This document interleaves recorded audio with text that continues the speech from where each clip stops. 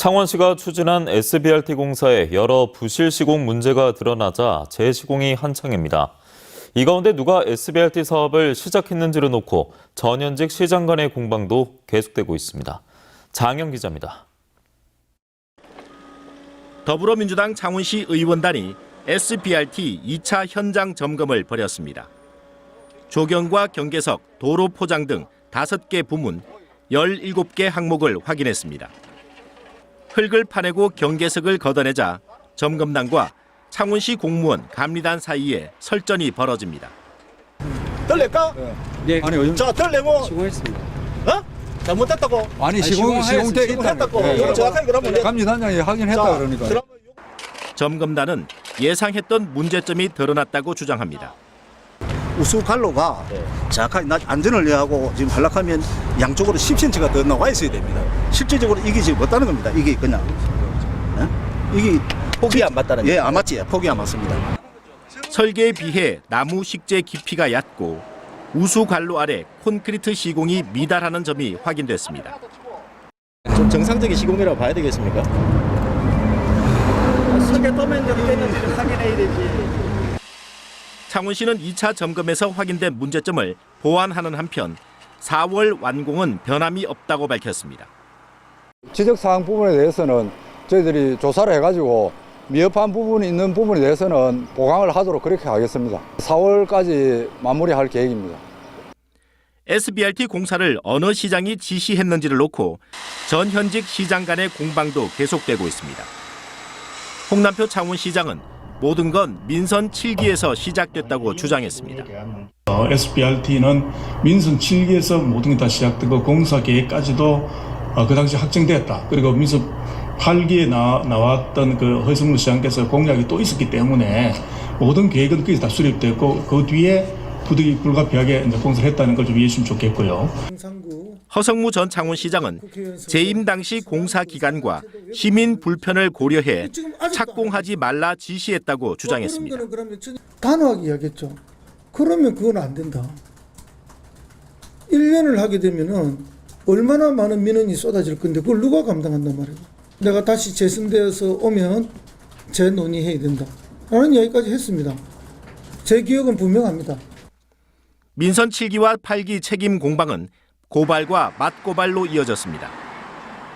허성무 후보 선거대책위 관계자는 창원시 공무원과 국민의힘 소속 창원시 의원을 경찰에 고발했고 국민의힘 경남도당은 허성무 전 시장과 더불어민주당 소속 창원시 의원 2명을 경찰에 고발했습니다.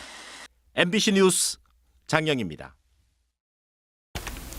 더불어민주당 창원시 의원단은 오늘 창원 컨벤션센터 앞 SBRT 209 현장을 조사한 결과 경계석의 옆면에 고정된 안전펜스의 쇠기둥이 작은 힘으로도 흔들릴 정도로 약하게 결속됐고 아예 옆으로 기울어 있는 쇠기둥도 있었다고 지적했습니다.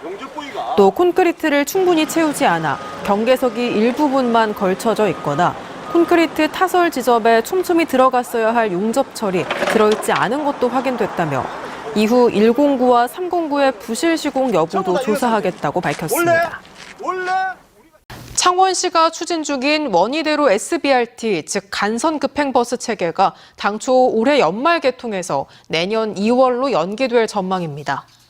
창원시는 긴 장마와 잦은 비로 중앙 분리대 철거 공정률이 35%에 머물고 있어 개통 시기가 2달 정도 미뤄진다고 밝혔습니다. 한편 본격적인 중앙차로 점유 공사가 시작되면 교통 혼잡이 심해질 것으로 보고 우회도로 안내 등 교통량 분산 대책을 마련하고 있습니다. 창원시가 야심차게 준비한 SBRT, 그러니까 고급 간선 급행 버스 체계 설치 공사가 오늘 첫 삽을 떴습니다.